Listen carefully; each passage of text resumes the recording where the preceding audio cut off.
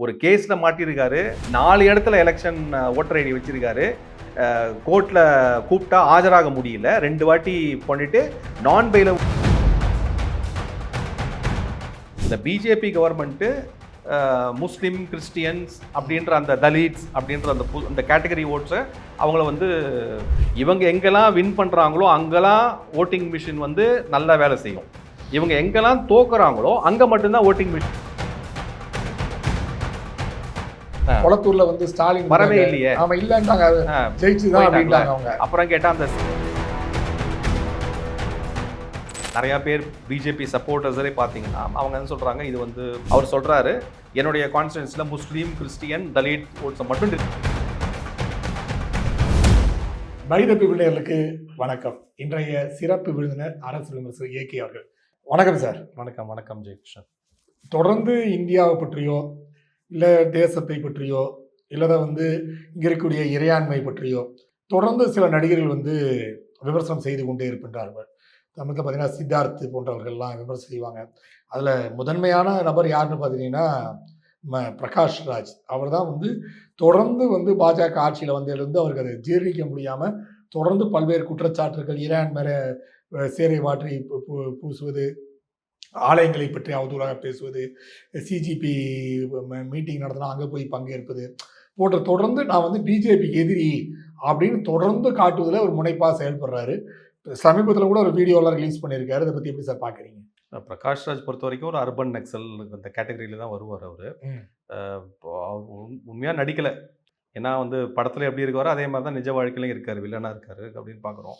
That side இப்போ ரீசெண்டாக வந்து ஏற்கனவே ஒரு கேஸ் வாங்கியிருக்காரு இந்த எலெக்ஷன் கமிஷன் பற்றி. நேத்தி வந்து ஒரு வீடியோ போட்டிருக்காரு. பிரதமர் மோடியை மார்க் பண்ணிட்டு அவர் அந்த இங்கிலீஷோடைய ஸ்லாங் வந்து அந்த ஃப்ரெண்ட்ஸுன்னு சொல்கிறத மார்க் பண்ணி போட்டுட்டு அந்த பெங்களூர் கான்ஸ்டிடுவன்சிஸில் 65 லட்சம் ஓட்டு டெலிஷனில் என்னுடைய ஓட்டு இருக்குது, எங்களை தடுக்க முடியாதுன்ற மாதிரி ஒரு மாதிரி சர்காஸ்டிக்காக போட்டிருக்காரு. பட் ஆக்சுவலாக பார்த்தீங்கன்னா ஏற்கனவே ஒரு கேஸ் வாங்கியிருக்காரு எலெக்ஷன் கமிஷனில். 4 ஸ்டேட்டில் அவருக்கு வந்து ஓட்டர் ஐடி வச்சுருக்காரு, which is a criminal offence. தமிழ்நாட்டில் இருக்குது, வேளச்சேரி வீட்டில், ஆந்திர பிரதேஷில் இருக்குது, கர்நாடகாவில், அதுக்கப்புறம் தெலுங்கானாவில்.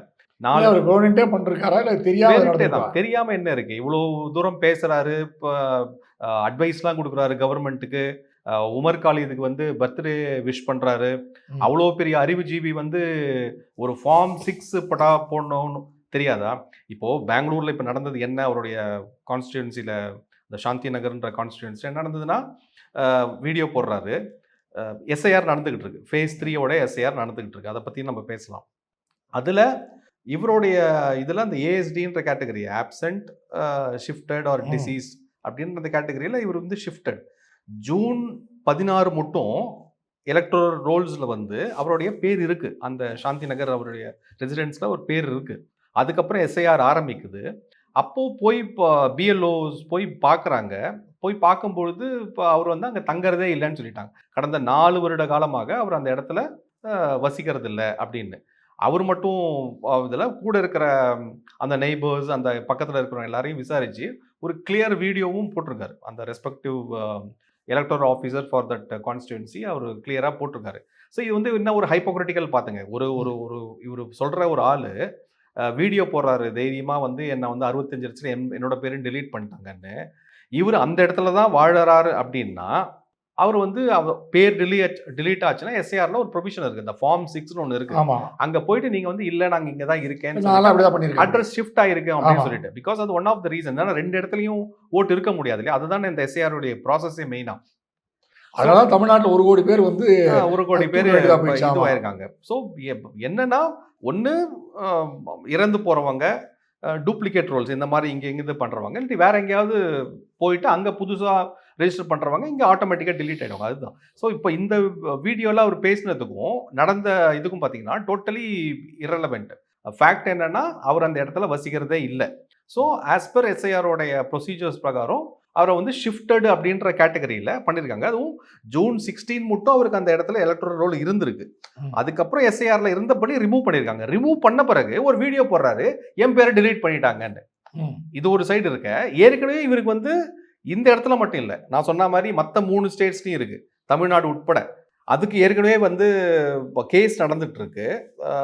அதுல கேஸ்ல போய் இப்போ ஆஜராகாம இதுல பெயில் வாங்கியிருக்காரு. இல்ல ஆன்லைன்ல சார், போய் இப்போ சில பேர் வந்து அந்தந்த ஊருக்கு போனோன்னே பழச வந்து ரிமூவ் பண்ண தெரியாம அப்படியே விட்டு போயிட்டே இருப்பாங்க. சரி இங்க இருக்கோமா இது போக்கலாம், சரி அங்க போறோமா அங்க போலான்ட்டு. இந்த பழச ரிமூவ் பண்றதே பல பேருக்கு ரிமூவ் பண்றத இதுக்கு ஏன் பண்ணணும் அப்படின்னு ரிமூவ் பண்ணவே மாட்டாங்க. ஸோ அது மாதிரி ஏதாவது இவர் எதர்ச்சியா இல்ல அது செயல்படுறாங்க. அந்த ஒரு புரிதல் வந்து மக்களுக்கு வரணும். அவங்களுக்கு ஹெல்ப் பண்றதுக்காக தான். இப்ப இந்த எக்ஸர்சைஸ் பார்த்தீங்கன்னா, ஏதோ சும்மா 2 பேர் வராங்க, வீட்டுக்கு போறாங்கன்னு கிடையாது. எ இப்ப இந்த நடக்கக்கூடிய அந்த ஃபேஸ் 3 பார்த்தீங்கன்னா, கிட்டத்தட்ட 3,00,000 3,50,000 விஎல்ஓஸ் ம். களப்பணியில இருக்காங்க. அத தவிர பார்ட்டி இப்ப நியமிக்கிற அந்த பொலிட்டிக்கல் பார்ட்டிஸ் நியமிக்கிற பிஎல்ஏஸ்ன்னு சொல்லுவாங்க. Booth level agents. ஏஜென்ட்ஸ். ஆமா. அவங்க ஒரு 3,50,000 பேர் வந்து களத்துல இருக்காங்க. இவங்க எல்லாரும் சேர்ந்து தான் வந்து இந்த எக்ஸர்சைஸ்க்கு வேலை செய்றாங்க. நம்ம தமிழ்நாடு நடந்தது அதான் பார்க்குறோம். நெறைய இடத்துல வந்து அந்த எஸ்ஐ அவருடைய பர்ப்பஸே என்னன்னா, எனக்கு கரெக்ட்டான யாருக்கு அந்த அ வோட்டிங் உரிமை இருக்கோ, அவங்க இருக்கணும்.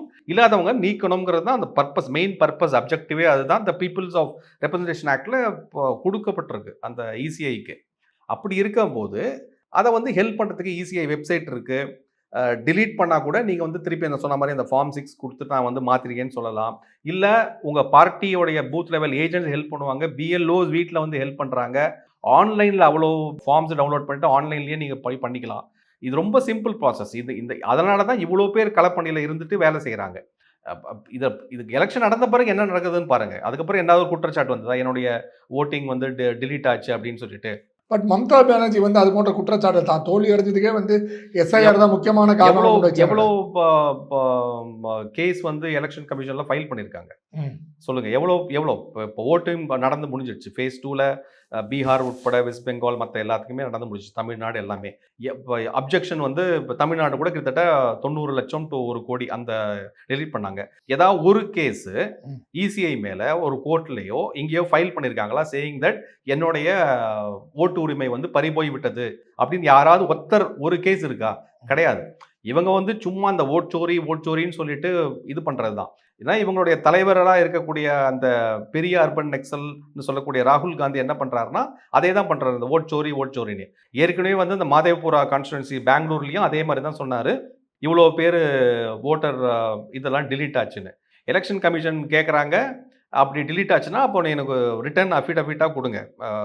ஓத் ஸ்வான் பண்ணி குடுங்க. ஆமா, இது மாரி ஆச்சுன்னு. இவரு வந்து பண்ணலையே.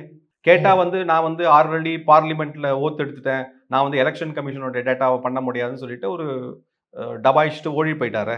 ம். அப்ப அது என்ன ஆச்சு? அதே மாரி தான் இப்ப ஹரியானா ஃபைல்ஸ், ஃபைல்ஸ் அப்படின்னு சொல்லிட்டு அங்க வந்து கிட்டத்தட்ட இவ்வளோ பேர் 25,000 மேல வோட்டர் டெலீட்ன்னு சொன்னாரு. அதுக்கப்புறம் என்னாச்சு? அதுக்கு ஏதாவது டேட்டா குடுத்தாரா? இல்ல. இது வந்து ஷூட் அண்ட் ஸ்கூட். ஏற்கனவே நம்ம சொன்ன மாரி, அந்தந்த சமயத்துல அவங்களுக்கு சாதகமான விஷயத்த வந்து பேசிக்கிட்டு, அதுக்கப்புறம் சேற்றை வாரி தூறணும். அதாவது இவங்க வந்து சரியில்ல அப்படின்னு சொல்லிட்டு, பண்ணிட்டு ஓடி போயிடணும். ம். அதுதான் இப்ப அந்த பாருங்க ஒரு அப்பட்டமான ஒரு விஷயம். ஒரு கேஸ்ல மாட்டியிருக்காரு. 4 இடத்துல எலக்ஷன் வோட்டர் ஐடி வச்சிருக்காரு. கோர்ட்ல கூப்பிட்டா ஆஜராக முடியல. 2 வாட்டி பண்ணிட்டு, நான் பெயிலபிள் அரெஸ்ட் வாரண்ட் போட்ட பிறகு ஆன்லைன்ல வந்து ஆஜராகிறாரு. ரூ. 4,000 பெயில் கட்டி வெளில வந்த ஆளு பிரகாஷ் ராஜ். ம். ரூ. 4,000 பெயில் கட்டி வெளில வந்த ஆள் பிரகாஷ் ராஜ். நேத்தி ஒரு வீடியோ போடுறான். இது மாரி ஏன் இத டெலீட் பண்ணிட்டாங்கன்னு. ஜூன் 16 மட்டும் இருக்குங்கிறத வந்து உடனடியா வித்தின் 2 ஹவர்ஸ் ஒரு வீடியோவா போட்டு அந்த அவரோட வீட்டுக்கே போய் அந்த பிஎல்ஓட வீடியோ இருக்கு. பக்கத்துல இருக்கிறவங்கலாம் சொல்றாங்க, இந்த ஆள் வந்து இங்க வரதே இல்ல அப்படின்னு. ம். ஸோ கரெக்டான நடந்துட்டு இருக்கு ப்ராசஸ். இதே மாரி தான் வெஸ்ட் பெங்காலும் சரி, மத்த இதுலயும் சரி. இங்க பார்த்தீங்கன்னா ஃபேஸ் 3 நடக்குது. கிட்டத்தட்ட அ 8 to 9 crores மேல ஓட்டு டெலீட் ஆயிருக்கு. இப்ப இந்த இந்த ஃபேஸ் 2 மட்டுமே. இப்போ இந்த ஃபேஸ் 3ல இதுவரைக்கும் டிராஃப்ட். இது வந்து டில் அக்டோபர், டிசம்பர் மட்டும் போகும். முடிஞ்சிடுச்சுன்னா இந்தியா முழுக்க எல்லாமே கம்ப்ளீட் ஆன மாரி 2002, 2003க்கு அப்புறம் இப்பதான் நடத்துறாங்க. அப்ப எவ்வளோ மாற்றம் இருக்குன்னு பார்த்துக்கோங்க. ஜம்மு அண்ட் காஷ்மீர், லடாக், ஹிமாச்சல் பிரதேஷ் தவிர ம். மிச்ச எல்லா ஸ்டேட்லயும் ஒரு ரவுண்ட் வந்துரும். இந்த ஃபேஸ் 3 முடிஞ்சு போச்சுன்னா. இதுல ஒரு கிட்டத்தட்ட ஒரு 1 கோடி மேல டெலீட் பண்ணியிருக்காங்க. 1.5, 1.6 அவுட் ஆஃப் 13 crore ஓட் பேசிஸ்ல பண்ணியிருக்காங்க. எல்லாமே பார்த்தீங்கன்னா, திருப்பி அந்த ஆந்திர பிரதேஷ்ல எடுத்துக்கிட்டீங்கன்னா, நெறைய பேர் வந்து address shifted, disease and all this. But அதே சமயத்துல இங்க வந்து ஏஎஸ்டின்ற கேட்டகரி சொன்னேன் இல்லையா? அட்ரஸ் ஷிஃப்டடு, டிசீஸ்டு ஆமா. அப்படின்னு சொல்லிட்டு அந்த இது சொன்னேன் இல்லையா? Absent AST. இதில் வந்து 84,000 ஓன்னு ஒரு புது கேட்டகரி ஆட் பண்ணியிருக்காங்க. ஏஎஸ்டிஓ அதர்ஸ்ன்னு சொல்லிட்டு அதில் ஒரு 84,000 இதை வந்து மேப் பண்ணியிருக்காங்க. அது என்னன்னா இப்போ வந்து அது உடனே வந்து ஒரு இந்த என்ஜிஓஸ் இந்த ஏடிஆர் அந்த மாதிரி ஒரு என்ஜிஓஸ்லாம் இப்போ சுப்ரீம் கோர்ட்டில் கேஸ் ஃபைல் பண்ண போகிறோம். அதெல்லாம் என்ன அப்படின்னா பொதுவாக அந்த சிட்டிசன்ஷிப் அவங்களுக்கு இருக்கா இல்லையா, முதல்ல அவங்க வந்து இந்திய குடியுரிமை பெற்றவங்களா இந்தியர்களா அப்படின்ற அந்த அதை வந்து இந்த ஏஎஸ்டி கேட்டகரிக்குள்ளே வராது. ஸோ அதனால் அதை வெரிஃபை பண்ணணும். ஆதார் கார்டுக்கும் அவங்க வச்சுக்கிற மற்ற டாக்குமெண்ட்ஸுக்கும் டிஃப்ரென்ஸ், ஏஜ்லேயோ பேர்லேயோ இதுலேயோ டிஃப்ரென்ஸ், அந்த மாதிரி ஒரு இது. ஏன்னா தமிழ்நாட்டை தோத்தப்பதும் கூட அது ஒரு பெரிய விஷயமா திமுக கொண்டு வரல. ஒரு வழக்கு தொடுத்தாங்க, எல்லாம் பண்ணாங்க. பட் அவங்களோட ஓட்டு தான் 1 கோடி ஓட்டு 1 கோடி ஓட்டு போச்சுன்னு சொன்னாங்க. முக்கியமா குளத்தூர்ல நிறைய ஓட்டு டெலிட் ஆச்சு. ஆமா. ஸோ பட் அது ஒரு பெரிய விஷயமா அவங்க கொண்டு வரல. ஏன்னா அவங்க உண்மைன்றது அவங்களுக்கு தெரியும். ஏன்னா நம்ம தான் பழைய ஓட்டை சேர்த்துருக்கோம். அவங்களுடைய ஸ்டேட் எலெக்ஷன் கமிஷனுடைய இதில் தான் பண்றாங்க. யார் பண்றாங்க? அங்க இருக்கிற கலெக்டர் தாசில்தார்ல இருந்து அவங்கள வச்சுன்னு தான் அவங்க கட்சியோட பிஎல்ஏ இருக்காங்க, பிஎல்ஓஸ் இருக்காங்க. இவ்வளவுதானே பண்றாங்க. ஏதாவது ஒரு பிரச்சனை வந்ததா? ஓட்டு யாருக்கும் பறிபோகக்கூடாது, அநியாயமா யாரையும் ஓட்டு போடாமல் தடுக்கக்கூடாது. இவங்களுடைய நரேட்டிவ் என்னன்னா இந்த பிஜேபி கவர்மெண்ட்டு முஸ்லீம் கிறிஸ்டியன்ஸ் அப்படின்ற அந்த தலித்ஸ் அப்படின்ற அந்த கேட்டகரி ஓட்ஸை அவங்கள வந்து அடக்கி ஒடுக்கி இவங்க தான் ஆளணும் அப்படின்னு பார்க்குறாங்கன்ற அந்த நரேட்டிவை செட் பண்ணுறதுக்கு இதை யூஸ் பண்ணிக்கிறாங்க. இப்போ கூட இந்த ஒரு பெங்களூர் ஒரு கான்ஸ்டிடுவன்சி எம்எல்ஏ வந்து அவர் சொல்கிறாரு, என்னுடைய கான்ஸ்டிடுவன்சியில் முஸ்லீம் கிறிஸ்டியன் தலித் ஓட்ஸை மட்டும் டிலீட் பண்ணிட்டாங்கன்றார். அது எப்படி? அது என்ன இப்போ ரிலீஜன் அதெல்லாம் உங்களுக்கு வந்து அந்த ஓட்டர் ஐடி கார்டில் இருக்க போகுது உங்களுக்கு? ஸோ அதெல்லாம் வந்து இது வந்து ஒரு சும்மா ஒரு ஒரு ஒரு குற்றச்சாட்டு வந்து ஒரு நரேட்டிவ் செட் பண்ணுறதுக்கான ஒரு குற்றச்சாட்டு. இந்த கவர்மெண்ட் வந்து ஒரு சில செக்ஷன்ஸ் மெயினாக மைனாரிட்டிஸ்க்கும் தலிட்ஸ்க்கும் அகைன்ஸ்டாக செயல்படுறதுன்ற அந்த நரேட்டிவ் சொன்ன விஷயம் அப்படிதான். இவங்க ஓட்ஸ் எல்லாம் போயிடும் வெளியே. இவன் ஓட்ஸ் எல்லாம் போயிடும். சிஏஏ வந்தாலும் அப்படிதான் சொன்னாங்க. சிஏஏ வந்தோடனே முஸ்லீம்ஸு கிறிஸ்டின்ஸு தலித்ஸ் ஓட்டெல்லாம் தூக்கிடுவாங்க, எல்லாத்தையும் வந்து அதை பண்ணிடுவாங்க, வெளிநாட்டு கணக்கு விட்டுருவாங்க அப்படின்ற ஒரு சித்தாந்தத்தை கொண்டு வந்தாங்க. இதுவும் அதே பிரச்சனை கொண்டு வந்தாங்க. பட் அது இல்லை அப்படின்னு ஆனப்புறம் ஒன்றும் பெரிய லெவலில் அது ரியாக்ட் ஆகலை. அதே மாதிரி சிஏஏ வந்தால் கூட அது மேலே கிடையாது கொண்டு வரக்கூடிய நிகழ்வு. முதல்ல அந்த ஓட்டிங் மிஷின் அந்த இதை மேலே எடுத்துன்னு வந்தாங்க. அப்போ அந்த ஓட்டிங் மிஷின்ல வந்து ஹேக் பண்ண முடியும், டேம்பர் பண்ணி. இப்போ கூட ரீசெண்டா சிஜேபி கொளத்தூர்ல பண்ணாங்க சார். கொளத்தூர்ல வந்து ஸ்டாலின் வரவே இல்லையே. ஆமா இல்லன்றாங்க, ஜெயிச்சுதான் அப்படின்ட்டாங்க அவங்க. அப்புறம் கேட்டா அந்த சீல எடுத்துன்னு வரல, சீல எடுத்துன்னு ரிமூவ் பண்ணல, அது ப்ராசஸ் பண்ணாங்க. சோ அந்த அந்த இதுவும் ஃபேக்குன்னு வெளில வந்துருச்சு. ராகுல் காந்தி இப்போ இதுல ஒரு என்ன ஒரு ஹிப்போக்ரசி பாருங்க. இவங்க எங்கெல்லாம் வின் பண்றாங்களோ அங்கெல்லாம் ஓட்டிங் மிஷின் வந்து நல்லா வேலை செய்யும். இவங்க எங்கெல்லாம் தோக்குறாங்களோ அங்கே மட்டும்தான் ஓட்டிங் மிஷின் வந்து ப்ராப்ளம் ஆகும். இப்போ ரீசெண்டாக நடந்த பை எலெக்ஷனில் இங்கே பிரசாந்த் கிஷோர் வின் பண்ணாரு. அப்போது அது மட்டும் செல்லுபடி ஆகுமா? அந்த ஓட்டிங் ப்ராசஸ் செல்லுபடி ஆகுமா? ஸோ இவங்க வந்து ஒரு ஹிப்போக்ரட்டிக்கல் மெத்தட், அதை வந்து இந்த ஓட்டிங் மிஷினை வச்சுன்னு பண்ண முடியல. இப்போ எஸ்ஐஆர் ரிவிஷன் அப்படின்னு வந்து வரும்பொழுது இதில் ஏதாவது ஒரு குற்றம் கண்டுபிடிக்கலாமா அப்படின்னு சொல்லிட்டு அந்த குற்றத்துக்கு எடுத்துன்னு போகிறதுக்கா மாதிரி இந்த மாதிரி இதெல்லாம் பண்ணுறாரு. இப்போ ஒரு ஹைட்ரஜன் பாம்புன்னு ஒன்று ஆரம்பிச்சிருக்காரு. ஹைட்ரஜன் பாம்பு போட போகிறேன் அப்படின்றாரு. நெக்ஸ்ட் அவங்களுடைய ஒன் ஆஃப் த இந்தியாவை துண்டாடக்கூடிய விஷயத்தில் இப்போ இந்த சிஜேபி ப்ரொடெஸ்ட் மூலமாக அந்த நீட் லீக் அப்படின்னு ஆரம்பித்தாங்க. அதுக்கப்புறம் அந்த அதோட தாக்கம் வந்து எஃப்சிஆர்ஏன்னு பண்ண உடனே எஃப்சிஆர்ஏ இப்போ டைரெக்டாக வெளில வந்துடுச்சு. அதுக்கப்புறம் டீலிமிட்டேஷன் பில்லை பற்றி இது பண்ணுறாங்க. இப்போ வந்து ஓட் சோரி அப்படின்ற அந்த ஜார்கண்ட் வச்சுக்கிட்டு நான் ஒரு ஹைட்ரஜன் பாம்பு போட போகிறேன், வெயிட் பண்ணுங்கன்னு சொல்லிட்டு ஒரு 2-3 வருஷமா அப்படி தான் பேசிட்டு இருக்காரு. 2-3 வருஷமா பேசிட்டு இருக்காரு. பார்லிமெண்ட்ல ஏற்கனவே அமித்ஷா கொடுத்துட்டாரு, மூக்குடைப்புற மாதிரி கொடுத்துட்டாரு. இப்போ ஓட் சோரினா உங்க இந்திரா காந்தி அலகாபாத் இதுல வின் பண்ணும்போது நடந்ததுதான் ஓட் சோரி, இதெல்லாம் ஓட் சோரி கிடையாது, முடிஞ்சா நீ பண்ணுன்றாரு. இது வரைக்கும் வரலையே, அதுதான் இங்க ப்ராப்ளம். ஸோ இல்லை சார், இப்போ எஸ்ஐஆர்ல தான் வந்து தொடர்ந்து இவங்க குற்றம் சாட்டு வராங்க. இப்போ பேஸ் 1, பேஸ் 2, பேஸ் 3 இது முடிய போது அடுத்து பஞ்சாப் எலெக்ஷன், உத்தரப்பிரதேச எலெக்ஷன் போன்ற பெரிய பெரிய மாநிலத்தோட எலெக்ஷன்கள் பார்க்கப்படுது. இப்போ வந்து பிஜேபி வந்து இந்த 2 மாநிலம், அதாவது பஞ்சாப் அண்டு உத்தரப்பிரதேஷ், இது 2 தான் மெயினாக கான்சன்ட்ரேட் பண்ணுறாங்க. இந்த வாட்டி எப்படின்னா பஞ்சாபில் வந்து ஏதோ தெரியாத மக்கள் வந்து ஆம் ஆத்மி போன வாட்டி கொண்டு வந்துட்டாங்க. பட் இந்த சிஎம்ஏ வந்து ஃபுல் போதில் தான் வந்து சட்டசபைக்கு போகிறான்ற மிகப்பெரிய குற்றச்சாட்டு இருந்துக்கிட்டே இருக்குது. ஸோ அங்கே கூட ஒரு ஆட்சி மாற்றம் ஏற்படும் அப்படின்னு ஒரு இது இருக்குது. அதே மாதிரி உத்தரப்பிரதேசில் வந்து தொடர்ந்து ராமர் கோயில் வந்து அந்த பிரச்சனை, அந்த காணிக்கை திருட்டு போன்ற விஷயங்கள், இதனால வந்து பிஜேபிக்கு ஒரு மைனஸ் வரக்கூடிய சூழ்நிலை. அதனால வந்து யோகி ஆதித்யநாத்துக்கு இந்த வாட்டி கொஞ்சம் ஷேக் ஆக சூழ்நிலை இருக்குன்னு சொல்றாங்க. எப்படி சார் பாக்குறீங்க? இந்த யோகி ஆதித்யநாத் இன்ஃபேக்ட் வந்து டெவலப்மெண்ட் அப்படின்ற ஒரு மந்த்ரா வச்சுக்கிட்டு இன்னைக்கு யூபியை வந்து ஒரு பிக்கெஸ்ட் டெவலப்டு ஸ்டேட்டாக எடுத்துகிட்டு போயிட்டு இருக்காரு. அந்த ராம ஜென்மபூமி இஷ்யூவில் அந்த இன்வெஸ்டிகேஷன் சென்ட்ரல் அந்த ஆரம்பிக்கிறதுக்கு சுப்ரீம் கோர்ட்டுக்கு முன்னாடியே இவர் வந்து டைரெக்டாக போய் விசிட் பண்ணி அங்கே என்ன நடந்தது அப்படின்னு சொல்லிட்டு ஒரு சில ஆக்ஷன்ஸ்லாம் போட்டிருக்காரு. ஸோ எனக்கு தெரிஞ்சு ராம ஜென்மபூமி ட்ரஸ்ட்டில் ஒரு தப்பான விஷயம் நடந்ததுன்னா அதுக்கு உண்டான தவறு யார் செஞ்சாலும் தண்டிக்கப்பட வேண்டும் அப்படின்ற அந்த ஒரு யார்ஸ்டிக்கில் அவர் கரெக்டாக பண்ணிட்டு இருக்காரு. ஸோ எனக்கு தெரிஞ்ச ஒரு பெரிய ஃபேக்ஷனாக இருக்காது. பஞ்சாப் பொறுத்த வரைக்கும் டிஃப்ரெண்ட் பொலிட்டிக்கல் ஈக்குவேஷன் தான்.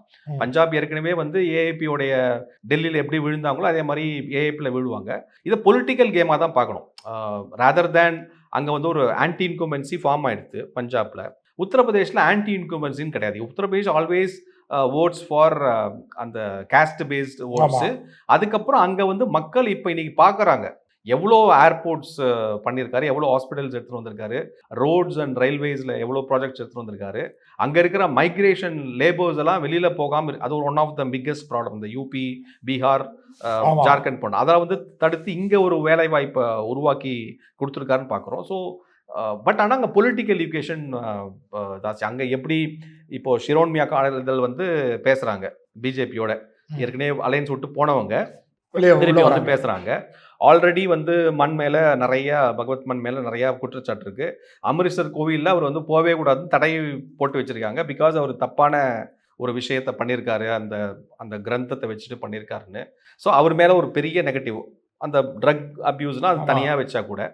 ஸோ அங்கே வந்து ஏஏபிலேருந்து வந்த எம்பிஸ் வெளில பிஜேபி ஜாயின் பண்ணிட்டாங்க. ராகவ் சட்டா மூலமாக அந்த 6-7 எம்பிஸ் வந்துட்டாங்க. ஸோ அங்கே வந்து பொலிட்டிக்கல் ஈக்குவேஷன் மாறும். வித் எஸ்ஏடி வித் ஏஏபிஏ வெளியில் வர்றதுக்கும் ப்ளஸ் பிஜேபி சேர்ந்து வரதுக்கும் பஞ்சாப் எலெக்ஷன் டிஃப்ரெண்ட்டாக இருக்கும்.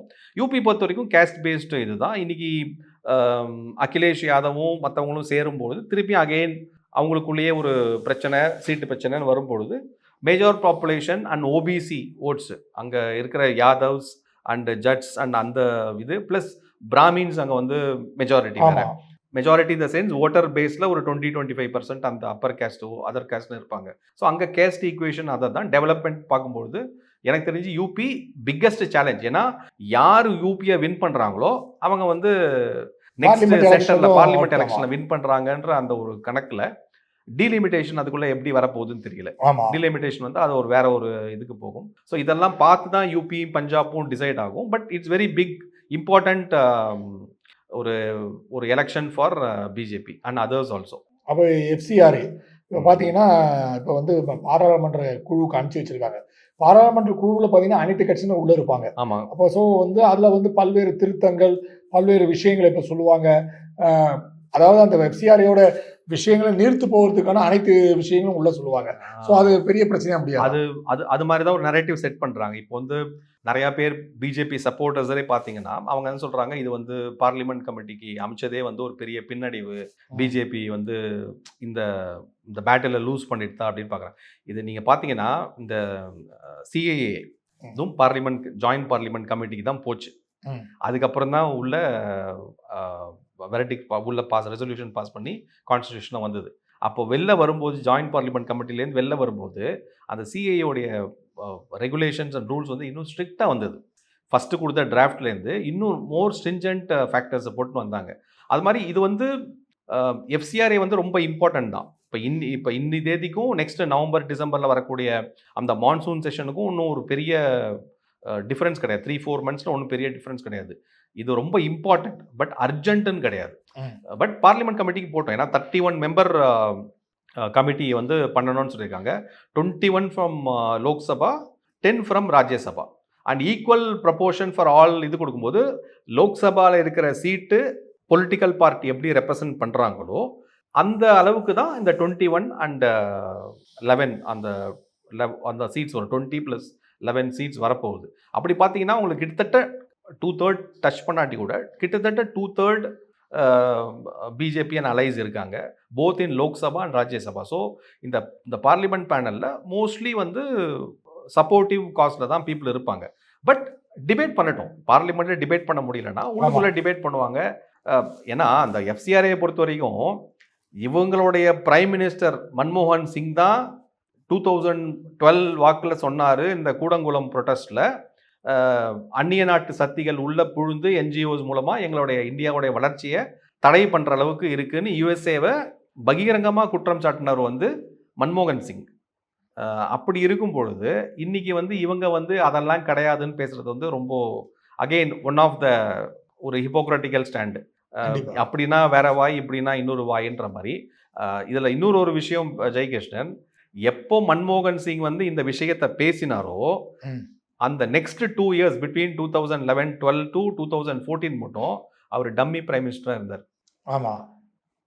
ஏன்னா இவர் பார்ட்டியோடைய இதை மீறி அவர் ஒரு பிரதமராக ஒரு பகிரங்கமாக போல்டாக பேசினா அந்த ஒரு வார்த்தை, அதுக்கப்புறம் அவர் வந்து பொம்மை பிரதமராக தான் செயல்பட்டாருங்கிறது வந்து நாடறிஞ்ச விஷயம்.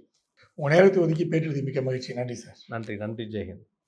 நேரில் மீண்டும் அடுத்த நிகழ்ச்சியில் சந்திப்போம். அதுவரை நன்றி, வணக்கம்.